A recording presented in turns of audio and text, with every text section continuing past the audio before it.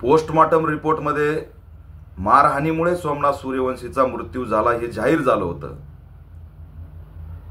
न्यायदंडाधिकाऱ्यांनी सुद्धा आता अहवाल दिलाय की पोलिसांनीच मारहाण केल्यामुळे सोमनाथ सूर्यवंशीची हत्या झाली।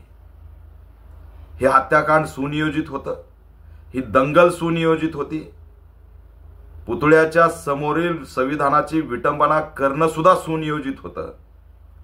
आम्ही मागणी करतोय की या सगळ्याचा मास्टरमाइंड कोण आहे, पुतळा फोडायला लावणाऱ्यांचा मास्टरमाइंड कोण आहे आणि सोमनाथ सूर्यवंशीचं हत्याकांड करायला लावणारे पोलिसांना आदेश देणारे कोण आहेत।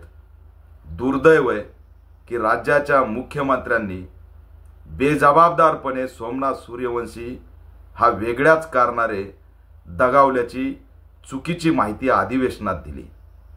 या दोन्ही अहवालानंतर मुख्यमंत्र्यांनी तात्काळ माफी मागितली पाहिजे।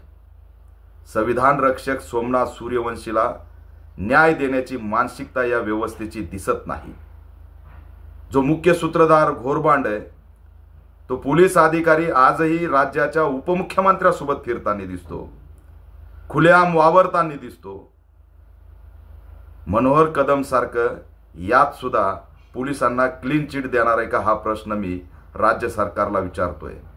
राज्यव्यापी आंदोलन होऊन सुद्धा सोमनाथ सूर्यवंशीला न्याय मिळत नाही। डॉक्टर बाबासाहेब आंबेडकरांची जयंती लवकरच येत आहे।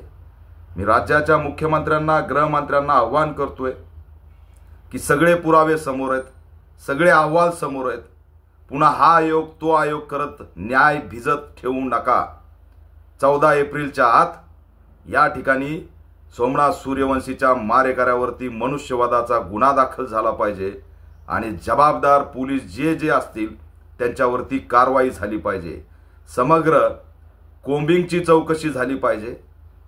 पुतळ्याची विटंबना करणारा मास्टरमाइंड कोण, त्यासाठी नार्को टेस्ट करणार होते आरोपीची, त्याचं काय झालं याचं उत्तर दिलं पाहिजे आणि सोमनाथ सूर्यवंशीच्या या ठिकाणी पीडितांना आणि समग्र आंबेडकरी अनुयायांना न्याय दिला पाहिजे अशी मी राज्याच्या मुख्यमंत्र्याकडे ऑल इंडिया पॅंथर सेनेच्या वतीने मागणी करत आहे।